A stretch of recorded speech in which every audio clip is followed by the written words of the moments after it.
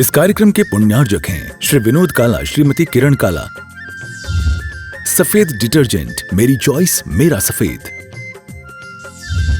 Sparkle, कड़ी चिकनाई हटाए, बदबू दूर करे। चैंपियन ब्लू, रंग हीरो, दाग zero. Shantinath detergent private limited, Kolkata.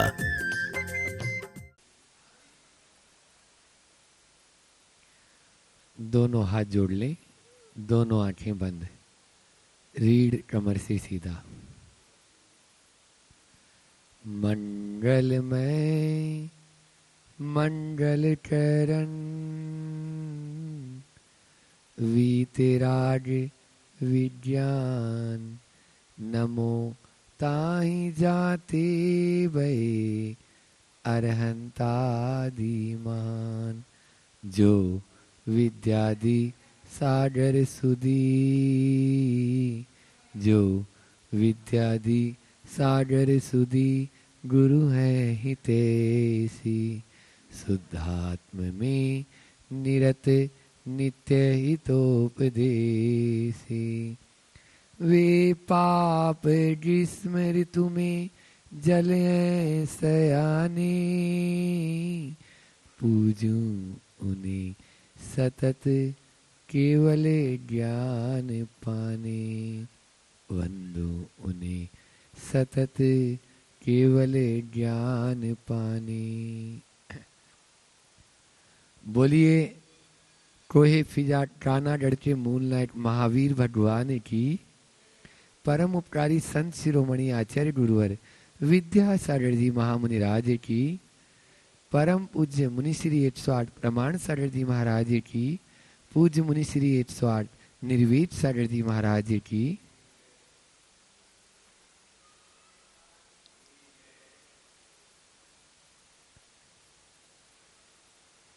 एक जगह रामलीला चल रही थी। अब उस रामलीला में होता ही था पहले कि भले ही रामलीला के पात्र कैसे भी हों, लेकिन वो सब एक जगह बैठ के ही भोजन करना है। अब जब भोजन करने की बारी आई तो रावण को थोड़ा घी कम परोस दिया। खिचड़ी में थोड़ा घी कम डाला। रावण नाराज हो गया। बोले मुझे नहीं करना तुम्हारे अब रोल। बोले भैया बिना रावण के काम कैसे चलेगा। बोले कह दिया ने तुमने घी कम क्यों डाला। अब वो नाराज हो गया तो वहां पर मंच पर केवल राम ही पहुंचा। अब क्या करें, तो उसने कहा कि मैं इस तरफ से आऊं तो समझना रावण आ रहा है और इस तरफ से आऊं तो राम आ रहा है। बस यही स्थिति आज के इंसान की है। एक ही मुठड़े में उसका राम का चेहरा भी है तो एक ही मुठड़े में रावण का चेहरा भी है। आज हर इंसान के दो मुठड़े हो गए और उसमें राम और रावण दोनों नजर आ रहे हैं। हमें इससे बचना है। आज घट घट में रावण हो गए। बहुत अच्छी पंक्तियां हैं कि हर घर में आज रावण है कि घर घर लंका। इतने घर घर लंका, घट घट रावण, इतने राम कहाँ से लाऊं। और घर घर जो है हो रही आज गीता रो रही, इतने शाम कहाँ से लाऊं। आज गीता कह रही है कि इतने शाम कहाँ से लाऊं, इतने, क्योंकि अब हमको ही राम बनना पड़ेगा और कोई दूसरे का राम की बात यहाँ पर नहीं है। लेकिन उस भीतर के रावण को हटाने के लिए हमें क्या करना है, तो उपाय आज वही बता रहा हूं। अल्प समय में पूरी बात अपन को करना है। फिर अपन महाराज श्री जी को सुनेंगे। तो 4 बातें आज की। प्रशांत कि अगर अपने भीतर उस बैठे हुए रावण को आप भगाना चाहते हैं तो इन 4 बातों के ऊपर ध्यान दें। हमें भगवान महावीर स्वामी की जो सिग्नल व्यवस्था है उसे देखना होगा। जो साइन व्यवस्था है, साइन बोर्ड, उसको समझना होगा। जो सिग्नेचर व्यवस्था है उसे समझना है, और जो सेंसेशन व्यवस्था है उसे जानना होगा। 4 एस आपको दिए हैं। पहला है सिग्नल व्यवस्था, दूसरा है साइन बोर्ड व्यवस्था, तीसरा है सिग्नेचर व्यवस्था, और चौथा है सेंसेशन व्यवस्था। यदि इन 4 को हम अपने जीवन में अंगीकार कर लेंगे तो निश्चित रूप से अपने भीतर के उस रावण को हटा सकते हैं। लेकिन क्या करें, आज के इंसान की स्थिति बड़ी विचित्र है। आज का इंसान मर्डर करने की ओर होता तो मैं बचा लेता, लेकिन वो सुसाइड कर रहा है। मर्डर और सुसाइड में अंतर है ना। कोई का मर्डर हो रहा है तो उसमें कोई दूसरा बचा सकता है, लेकिन खुद अपने आप में ही, मैंने अभी 2 दिन पहले भी बोला था, आत्महत्या कर रहे हैं। हम अपने ही प्राणों का घात कर रहे हैं। ध्यान रखना, ग्रीन सिग्नल है और उस ग्रीन सिग्नल में आप अपनी गाड़ी नहीं ले जा पा रहे हैं या नहीं चला पा रहे हैं, आपको चालान होता है क्या? नहीं होगा। ग्रीन सिग्नल में आप अपनी गाड़ी साइड में करके खड़े हैं, आपको चालान होगा क्या? नहीं होगा।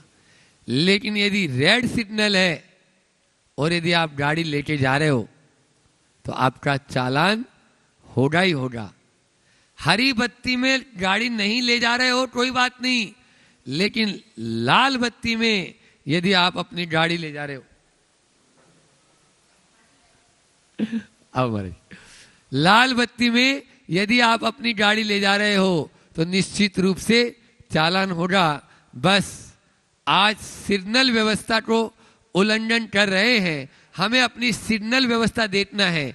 परिवार में, समाज में, धर्म में, राष्ट्र में, इन सब में सिग्नल व्यवस्था दी गई है। भगवान महावीर स्वामी ने जो हमें सिग्नल बताए, उन सिग्नल का हम पालन करें तो हम अपने भीतर के उस रावण को हटाकर अपने राम को जगा सकते हैं। लेकिन आज सिग्नल व्यवस्था का धड़ेआम, खुलेआम उल्लंघन हो रहा है। बस उस सिग्नल व्यवस्था को अपन देखें। अगर आप अपनी यात्रा को बहुत हैप्पी और बढ़िया से, खुश से और सेफ यानी सुरक्षित यदि आप स्थान पर पहुंचना चाहते हैं तो आप सिग्नल का ध्यान रखते हो या नहीं रखते हो? बोलो। अभी आप लोग आए यहां पर, रवि मड़ भैया जी, तो बिना सिग्नल के आए या सिग्नल को देख कर आए? हरी बत्ती हुई, आप गाड़ी नहीं चलाएंगे तो चालान होगा क्या? और लाल बत्ती में गाड़ी चला देंगे तो चालान तो हो या नहीं हो, एक्सीडेंट तो होगा ही महाराज जी। लेकिन अभी तो हर व्यक्ति लाल बत्ती के अंदर गाड़ी चलाना चाह रहा है। बोलो, महावीर स्वामी ने हमें सिग्नल बताया नहीं बताया? अरे बाहर के इस सिग्नल का तो ध्यान रखते हो, जो भगवान महावीर स्वामी ने जो सिग्नल बताया उसका क्यों उल्लंघन कर रहे हो? उसका उल्लंघन करेंगे तो निश्चित एक्सीडेंट होगा ही होगा। फिर दूसरा है साइन बोर्ड। एक है सिग्नल व्यवस्था, दूसरा है साइन बोर्ड व्यवस्था। सिग्नल में सीधा सीधा आदेश होता है, लेकिन साइन बोर्ड में संदेश होता है। ठीक है ना? वहां पर आपको कोई दूसरा बताने वाला नहीं है, लेकिन एक बोर्ड लगा हुआ है, अंधा मोड़, स्पीड ब्रेकर, आगे खतरा है, डेंजर। बोलो, अब यदि उस साइन बोर्ड का आप यदि उल्लंघन करेंगे तो क्या आप एक्सीडेंट से बच पाएंगे? बोलो ना। मां जिनवाणी के साइन बोर्ड का उल्लंघन क्यों कर रहे हो? जो जिनवाणी माँ ने हमें साइन बोर्ड बताया कि बेटा ये तेरी हिदायत है, रात्रि भोजन करेगा तो पाप भी लगेगा, बीमार भी होगा। तू यदि अपने कुलाचार का पालन नहीं करेगा तो तेरे साथ में ये सारी समस्याएं आने वाली है।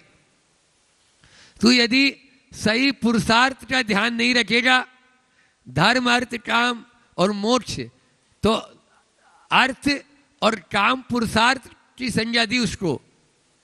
उसके लिए साइन बोर्ड बताया कि भैया तुम्हें अर्थ कमाना है, कमा, लेकिन कैसे? नहीं, लिमिट में नहीं, आप तो अनलिमिट कमाओ। मैंने बोला था ने परसों कि आचार्य श्री जी ने एक बार कहा था कि कमाना महत्वपूर्ण नहीं है, महत्वपूर्ण उस कमाए हुए को लगाना महत्वपूर्ण है। कमाना तो अच्छे से कमाओ, आपका जो है संग्रह है, वो संग्रह है, आप परिग्रह से बच नहीं सकते। लेकिन परिग्रह वह पाप कब कहलाएगा? परिग्रह पाप है, लेकिन कब? जब वह मूर्छा में बदल जाएगा। परिग्रह की संज्ञा ही तब है, मूर्छा परिग्रह। खूब है, कोई बात नहीं। हमारे यहां तो झरड़ू सा और भामा सा जैसे दानदाता हुए, जो महाराणा प्रताप जैसे को भी लुटा दिए अपनी मोहरे। बोलो, जब राष्ट्र पर और देश पर संकट आया तो सबसे पहले दरवाजा किसने खोला? इन्हीं जैनियों ने खोला। तो हमारे यहां परिग्रह को पाप तब कहा जब उसके प्रति आपकी आसक्ति और उसके प्रति आपकी मूर्छा हो जाएगी। तो साइन बोर्ड का ध्यान रखें। पहले बताया अपना बोलो, सिग्नल का ध्यान रखें, दूसरा है साइन बोर्ड का ध्यान रखें, और तीसरा है सिग्नेचर का ध्यान रखें। तीसरा है क्या दिया? सिग्नेचर। हमारी एक जो है हस्ताक्षर मिलावा, ये जो मैं बोल रहा हूं ना, एक जिनवाणी जो है उसके, हमारे यहां कहा गया कि दुकान पर माल आपका हो सकता है, दुकान पर कांटे बाट आपके हो सकते हैं, तराजू आपका हो सकता है। रवि जी, दुकान आपकी, दुकान में माल आपका, दुकान का तराजू आपका, लेकिन दुकान के ऊपर मोहर जो वो है ना तराजू और उस पे, वो आपकी नहीं हो सकती। यदि आपकी होगी तो अंदर जाओ। इसी प्रकार से ये सिग्नेचर व्यवस्था भगवान महावीर स्वामी की है, इसको हमें समझना होगा। यदि इस सिग्नेचर व्यवस्था को हम भूल जाएंगे तो निश्चित रूप से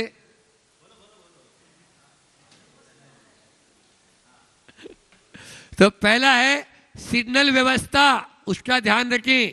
फिर दूसरा साइन बोर्ड, उसका ध्यान रखें, और सिग्नेचर व्यवस्था, उसका ध्यान रखें। और अंतिम और चौथा आपके लिए है सेंसेशन, यानी हमारी संवेदनशीलता, उसको ध्यान रखें। जब तक हमारे अंदर में संवेदना है तब तक ही हम धर्म मार्ग पर चल पाएंगे। जिस समय हमारी संवेदना मर गई, समझ लो धर्म मार्ग से हम च्युत हो गए, उतर गए, क्योंकि दया ही धर्म का मूल है। बाकी तो सब आता और जाता है। दया को रखना बहुत जरूरी है। इस प्रकार से हम भगवान महावीर स्वामी के इन चारों व्यवस्थाओं का ध्यान रखेंगे, तभी भीतर के उस रावण को हटा सकेंगे और अपने रामत्व को प्रकट कर सकेंगे। हम अपने उस राम को प्रकट करें और रावण को हटाएं। ऐसी ही भावना के साथ में मैं अपनी वाणी को विराम देकर पूज्य महाराज श्री जी के श्री चरणों में आप सबकी ओर से और अपनी ओर से नमोस्तु निवेदित करते हुए कि आप अपनी मंगलमयी देशना से हम सबको करता करें। पूज्य महाराज श्री जी के चरणों में दोनों हाथ जोड़ लें। सभी लोग नमोस्तु महाराज जी, नमोस्तु महाराज जी, नमोस्तु। महामंत्र के स्मरण के लिए अपना मनस तैयार करें।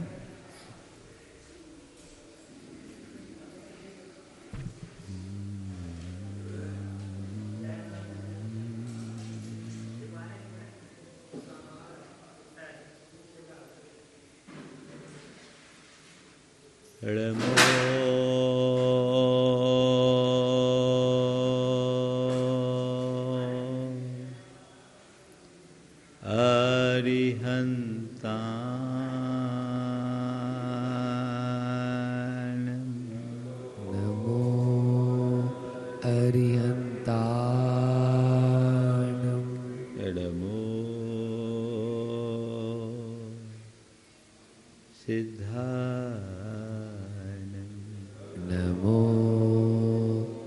सिद्धारणम्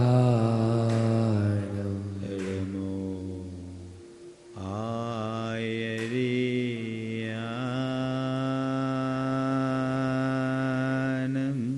नमो आयर्याणम् नमो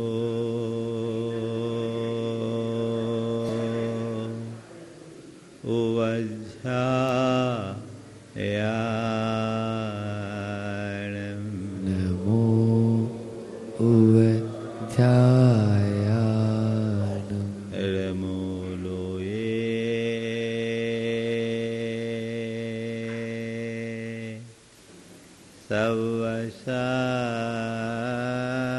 सवसाहुनम् नमो लोये सवसाहुनम् एसो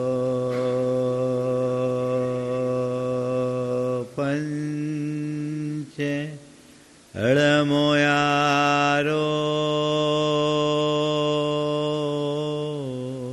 ऐसो पंच नमो यारो सवपाव पणासनो सव पाव पणासिनो मंगलाड़ं च सव्वेसिं मंडलाणं च सवेसिं पढ़मम्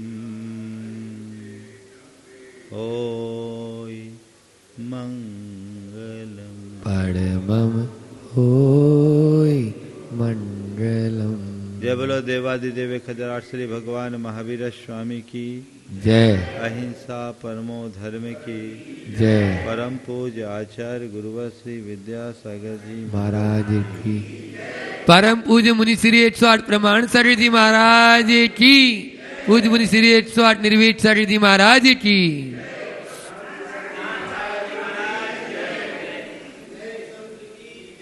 ओ बात पुण्य पाप की चल रही है। हमारे जीवन में पुण्य पाप का बड़ा महत्वपूर्ण स्थान है। पाप के फल को कोई नहीं चाहता, पुण्य को सब कोई चाहते हैं। लेकिन विचित्रता है, पाप करने से कोई नहीं चूकता और पुण्य करने में लोग पीछे रह जाते। हमारा मन पाप की क्रिया में सतत उत्साही बना रहता है। पुण्य के लिए लोगों को प्रेरित करना पड़ता है। पाप में जितनी ज़्यादा मग्नता होती है, पुण्य में उतना लीन नहीं हो पाते। फिर भी चाहते सबके सब पुण्य है। आज पुण्य के संदर्भ में 4 बातें करने का मन बन रहा है। पुण्य चाहना, पुण्य करना, पुण्य भोगना और पुण्य त्यागना। 4 स्थितियां। जहाँ तक पुण्य चाहने की बात है, हर कोई चाहता है मेरे जीवन में केवल पुण्य हो, है ना। पाप तो सामने आए ही नहीं। कोई चाहता है कि मेरे जीवन में कोई भी पाप आए? कोई नहीं चाहता। हर कोई चाहता है मेरे जीवन में हमेशा पुण्य फलता रहे। पुण्य की वांछा सबके मन में बड़ी गहरी होती है। सपने में भी कोई पाप का फल नहीं चाहता, है ना। ये तो बहुत अच्छी बात। पर केवल चाहने से सब कुछ हो जाता तो ये धरा पुण्यात्माओं से भरी होती। लेकिन चाहते पुण्य है, कोई बुराई नहीं। पुण्य चाहने के बाद अगर पाप नहीं करते तो चलता। चाहते पुण्य है, करते पाप है, काम कैसे चलेगा। संत कहते तुम पुण्य चाहो या मत चाहो, पाप करने से बचो। लेकिन विचित्रता ऐसी है कि तुम पुण्य तो चाहते हो और पाप में डटते हो। पाप करते हो तो जब तक पापात्मक वृत्ति होगी तुम्हारी पुण्य की चाह का कोई अर्थ नहीं होगा। तुम कितना भी चाहो, सब चाहते मेरे जीवन में अच्छा अच्छा रहे, सब कुछ अच्छा ही हो, ये सब चाहते हैं। अच्छी बात, चाहो ना, तो अच्छा चाहने के लिए, अच्छा पाना चाहते हो तो उसके लिए अच्छा करना भी तो जरूरी है। अच्छा करो, अपने मन से पूछ करके देखिए कि पुण्य की चाह जितनी प्रगाढ़ है, पुण्य करने की इच्छा उतनी है क्या? पुण्य करने की वैसी तत्परता है क्या? पुण्य की चाह में सब आगे, पर पुण्य की राह में सब पीछे। चाह में आगे रहने से क्या होगा? राह में आगे आओ तो कोई बात बने। पुण्य की राह में लग लो, ऐसे रास्ते पर चलो जिससे जीवन में पुण्य का उपार्जन हो सके। वो कब होगा? जब पुण्य करेंगे, पुण्य करना शुरू करें। पुण्य हम करेंगे तो आगे बढ़ेंगे। सवाल है, आप पुण्य करना चाहते हो या नहीं? अपने मन से पूछो। हाँ, चाहते हो? कितना? कब? कैसे? कभी विचार किया? पुण्य करना चाहते हो या नहीं? पहला सवाल। करना चाहते हो तो कितना करना चाहते हो? तीसरा सवाल, कितना करना चाहते हो तो कब तक करना चाहते हो? और चौथा सवाल, फिर करो तो कैसे करो? महाराज, पुण्य करना तो चाहते हैं पर करते नहीं। करते हैं क्या? कर लिए तो एक आध घंटा कर लिए तो बहुत हो गया। कोई एक आध शुभ अनुष्ठान कर लिए, अपने आप को कृतार्थ महसूस करने लगे कि हमने बहुत कुछ कर लिया, है ना? कर लिया। कितना किया? थोड़ा बहुत कर लिया। कब किया? एक आध तीज त्योहार में कर लिया, मौके बेमौके कर लिया। और किया भी तो कैसे किया? कभी विचार किया? पुण्य करना चाहते हो तो पहले समझो कि पुण्य आता कैसे है, और पुण्य आता कैसे है तो हम करते कैसे है। देखो, पुण्य की चाह मात्र से पुण्य अर्जित नहीं होता। पुण्य की चाह करने के साथ साथ जब तक मन में पुण्य करने का उत्साह जागृत नहीं होता तब तक पुण्य नहीं होता। उत्साह जागृत कीजिए और इस उत्साह को संकल्प में परिवर्तित कीजिए कि मुझे अपने जीवन में हमेशा अच्छा करना है। और ये तब होगा जब मन में गाढ़ श्रद्धान जमेगा कि मेरे द्वारा किए गए शुभ अशुभ का परिणाम केवल मुझे ही भुगतना है, और आज मेरे जीवन में जो कुछ भी है वो मेरे ही शुभाशुभ का फल है। तो भविष्य में भी यदि कुछ होगा तो वह भी मेरे ही शुभाशुभ का परिणाम होगा। तो मुझे अपने जीवन को अच्छा बनाना है तो उसके लिए अच्छा करना जरूरी है। ये संकल्प मन में जगना चाहिए। और मैं अपने जीवन की शुरुआत पुण्य से करूंगा। और पुण्य की शुरुआत कब करो? सुबह उठते ही पुण्य की शुरुआत करो। आंख खोलते ही पुण्य की शुरुआत करो। और कब तक? सोने तक पुण्य में अपने आप को लगाओ। अब मेरे एक एक श्वास पुण्य मैं बने, ऐसी भावना भाव। मेरे मन में एक पल भी व्यर्थ की बातें ना आए, ऐसा भाव जगाओ। समझ रहे? कब?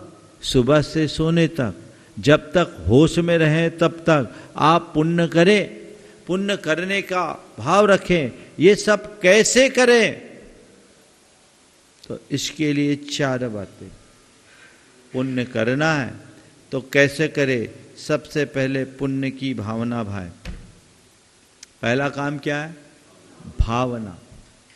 सुबह उठे, आंख खोले, भगवान का स्मरण करे। सबसे पहले अपने मन से पूछो, सुबह उठते हो तो सबसे पहले क्या करते हो? मोबाइल उठाते हो।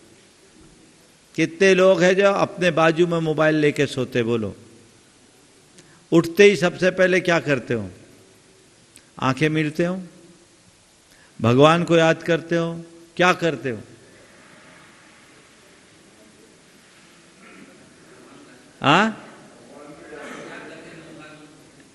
उठो, मन में उत्साह जगाओ और एक भावना भाव, हे प्रभु, आज मेरे जीवन का कितना बड़ा सौभाग्यशाली क्षण है कि मैंने जीवन का एक नया दिन पाया।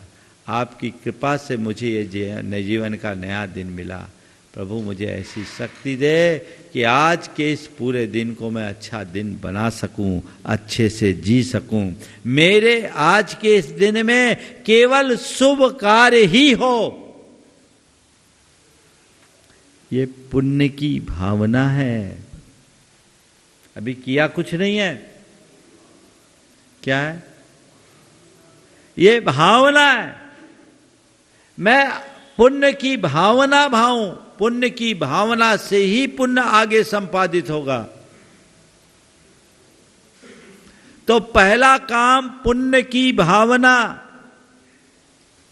दूसरा काम पुण्य का संकल्प,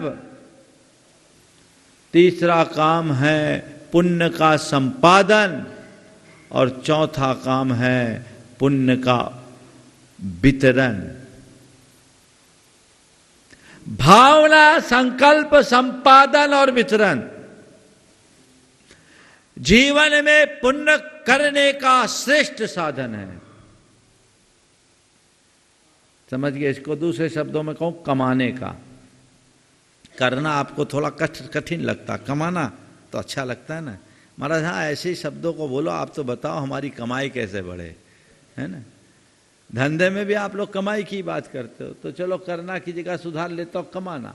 तो कमाने के लिए सबसे पहले पुण्य की भावना भाइये, हर पल ऐसी भावना भाइये कि मेरे जीवन में पवित्रता हो और मेरे जीवन में जितना बने शुभ कार्य हो। मैं अपने जीवन में अधिक से अधिक शुभ कर्म कर सकूं। ये भावना भाव, समझ गए? भावना भाने में कुछ लगता है क्या? पर सबसे ज्यादा कंजूसी आपकी भावना में ही होती। सुबह से अच्छी भावना भाव, सोने तक अच्छी भावना भाते रहो। भगवान हमेशा आपका नामस्मरण मेरे मुख से होता रहे। हे भगवान, मेरे जीवन में जितना बन सके सेवा परोपकार कर सकूं। हे भगवान, मुझ में ऐसी शक्ति और सद्बुद्धि दे कि मैं अपने धन का सदुपयोग कर सकूं, मैं दानशील बन सकूं, मैं कर्तव्यनिष्ठ बन सकूं, मैं संयम का अनुरागी बन सकूं, मैं तप त्याग की आराधना कर सकूं, मैं धर्म ध्यान कर सकूं, लोकोपकार के उत्कृष्टतम कार्य कर सकूं। ये भावना भा सकते हैं कि नहीं? हाँ, भाते हो? कर तो सब तक सकते हैं महाराज, करते नहीं है, करते नहीं है। कैसे काम होगा? केवल पुण्य की चाह से तो काम नहीं होगा ना, राह पे भी तो लगना होगा।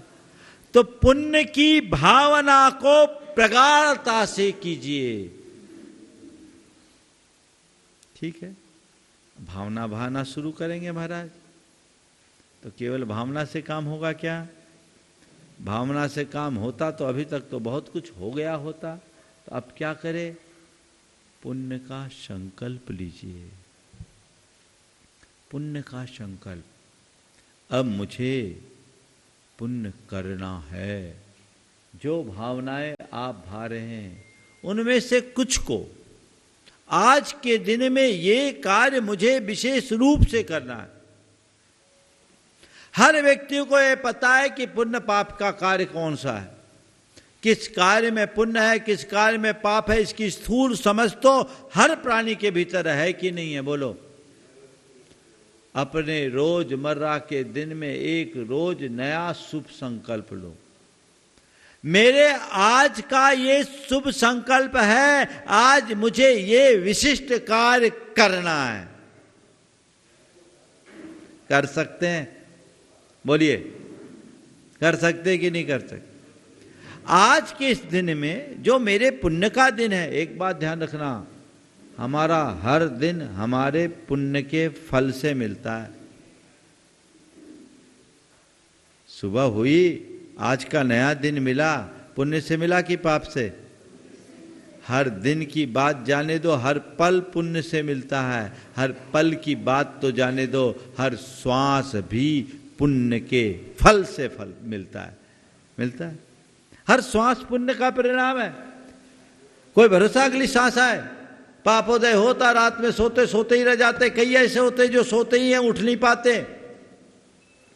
पुण्य है ना? तो मेरे पुण्य का परिणाम है कि आज मैं यहां खड़ा हूं, आज मैं यहां उपस्थित हूं। तो मुझे आज के दिन को पुण्यमय बनाने के लिए एक संकल्प मुझे लेना है, जो आज मेरे पुण्योपार्जन का विशिष्ट निमित्त बने। प्रतिदिन आज एक विशेष काम करने का संकल्प, अपनी शक्ति और परिस्थिति के अनुसार। आज ये कार्य करना, जो करते आ रहे उससे हटके, वो तो रूटीन है। तो पुण्य की भावना के बाद पुण्य का संकल्प अपने जीवन के उत्थान का बहुत बड़ा आधार है। इससे आत्मा में पवित्रता का संचार आता है, जीवन ही पुण्य बन जाता है। आप लेते जाइए संकल्प, ठीक है? अब संकल्प लिया, इसके बाद है पुण्य का संपादन। क्या है? पुण्य का संपादन। पुण्य का संपादन करना है तो कैसे करो? किन कार्यों से पुण्य आता है उनमें जुटिए, पुण्योपार्जक क्रियाओं में लीन होइए, आगे बढ़िए। और हमारे यहां शास्त्रों में बताया है कि आप आम गृहस्थों के पुण्य संपादन के 4 प्रमुख कार्य हैं, जो विशिष्ट पुण्यार्जन के आधार हैं। वे 4 क्या है? पुण्यम जिनेन्द्र परिपूजन साध्य माध्यम, पुण्यम सुपात्र गत दान समुत्थ मन्नत, पुण्यम व्रतानुचरना दुपवास योगा, पुण्यार्थिना सतत पुण्य समार्जनीयम। जिनेन्द्र भगवान की पूजा पहला पुण्य। इस क्रिया में जुटिए, पुण्य का संपादन कीजिए, मन लगा कर कीजिए। नहीं, मुझे जीवन का नया दिन मिला है, आज भगवान के चरणों में जाऊंगा, उनके प्रति अपनी कृतज्ञता प्रकट करूंगा, उनका गुणगान करूंगा, उनकी आराधना करूंगा, उनके चरणों में अपने जीवन को निर्मल और पवित्र बनाने का संकल्प लूंगा, भाव विशुद्ध युक्त परिणाम जगाऊंगा। ये अंदर का उत्साह होना चाहिए। सुबह उठते ही मुझे भगवान के दरबार में जाकर ये आराधना करनी है।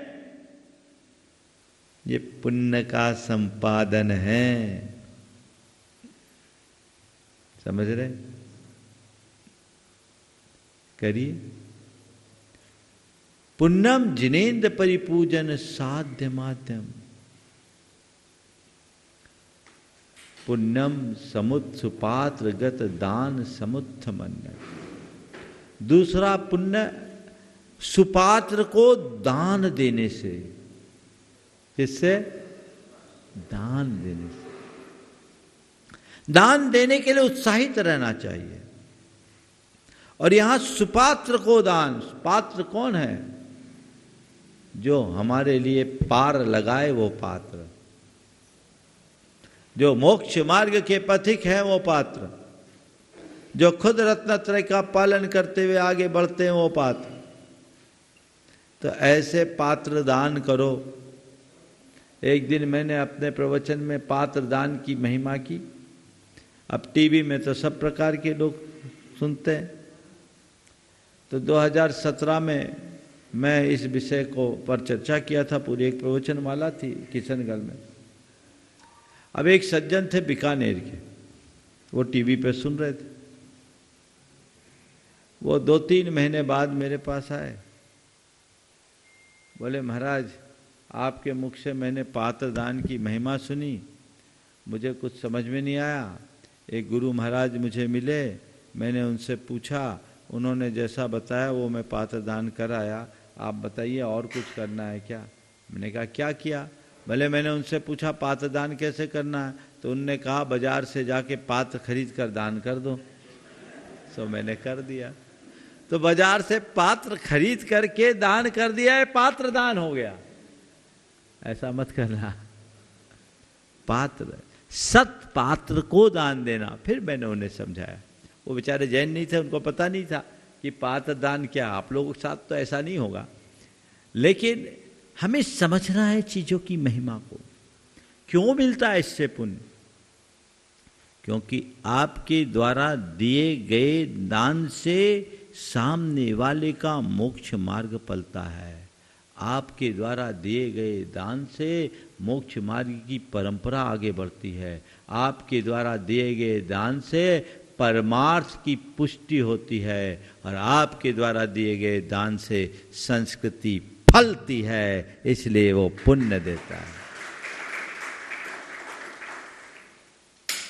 इसलिए पुण्य है। तो पुण्य करते समय ये ध्यान रखो, पात्र दान, दान बहुत व्यापक है। दान को सदैव पुण्य का कारण मानो। दानम दुर्गति नाशनम, दान देने से महान पुण्य होता है। बहुत कम लोगों को इसका अनुभव है। प्रायः दान देने के नाम पर लोग बड़े सकुचाते हैं, प्राण से निकलते हैं। कहीं दान देने की बात आई तो फंस गए। एक बार एक व्यक्ति ने कहा, महाराज सामाजिक कार्यकर्ता अच्छे खुद भी दान दे और लोगों को दान के लिए प्रेरित करे। तो बोले महाराज जी क्या बताऊं, मुझे लोग मेरी शक्ल देखते तो भाग जाते कि इसको देखेंगे तो पकड़ लेगा। वो खुद भी देता, लाखों रुपया का दान देता, और अच्छे अच्छे कार्यकर्ता जो काम हाथ में ले उसको आगे बढ़ा दे, सब उसकी इस बात की सराहना भी करे। लेकिन उसने कहा महाराज हम हमारी छवि ऐसी बन गई कि हमको देखते तो लोग दाएं बाएं हो जाते कि इनको देना ना पड़े। हम बोले क्या करे, लोगों को पैसे की महिमा समझ में आती है। जिस दिन दान की महिमा समझ में आ जाएगी, खुद बुला बुला कर दान करेंगे। मैं आपको 2 प्रसंग बताता हूं दान की महिमा का। गुरुदेव अमरकंटक में थे, 1994 की बात। मेरे पास छुल्लक जी एक युवक को लेकर आए, बड़ा हताश निराश सा था। बोला महाराज जी इनको समझाइए, ये आत्महत्या करना चाहते। मैं सुन करके थोड़ा सा स्तब्ध रह गया, ये क्या है, क्या बात है, पूरी कहानी सुनिए। वह व्यक्ति अपने मध्य प्रदेश के ही एक नगर का था, स्थान का नाम नहीं बताता, बड़े शहर का था, और वह कपड़े का काम करता था। संयोग से उसे कुछ नुकसान हुआ, उसने बाजार से रुपए लिए, फिर नुकसान हो गया, सोचो ब्याज के भार से दब गया। फिर उसने लोगों से पैसा लिया 10% के इंटरेस्ट पर। 2 गठान माल वो लेकर जा रहा था, रास्ते में उसका माल चोरी हो गया है, ट्रेन में ही, इटारसी के आसपास। अब जो लेनदार थे वो उसके ऊपर खड़े हो गए। लगभग 10-12 लाख रुपया का उसके सिर पर कर्जा था। उसकी 3 जवान बेटियां थी। लोगों की उस पर कुदृष्टि थी। पैसा देने वाले सब बदमाश प्रकृति के लोग थे। पैसा देने की वो स्थिति में नहीं था। उससे रहा नहीं गया, वो वहां से भागकर जबलपुर आ गया। जबलपुर आया, वहां समाज में जहां का रहने वाला था, समाज इस कार्यक्रम के पुण्यार्जक हैं श्री विनोद काला, श्रीमती किरण काला। सफेद डिटर्जेंट, मेरी चॉइस मेरा सफेद। स्पार्कल, कड़ी चिकनाई हटाए, बदबू दूर करे। चैंपियन ब्लू, रंग हीरो, दाग zero. Shantinath detergent private limited, Kolkata.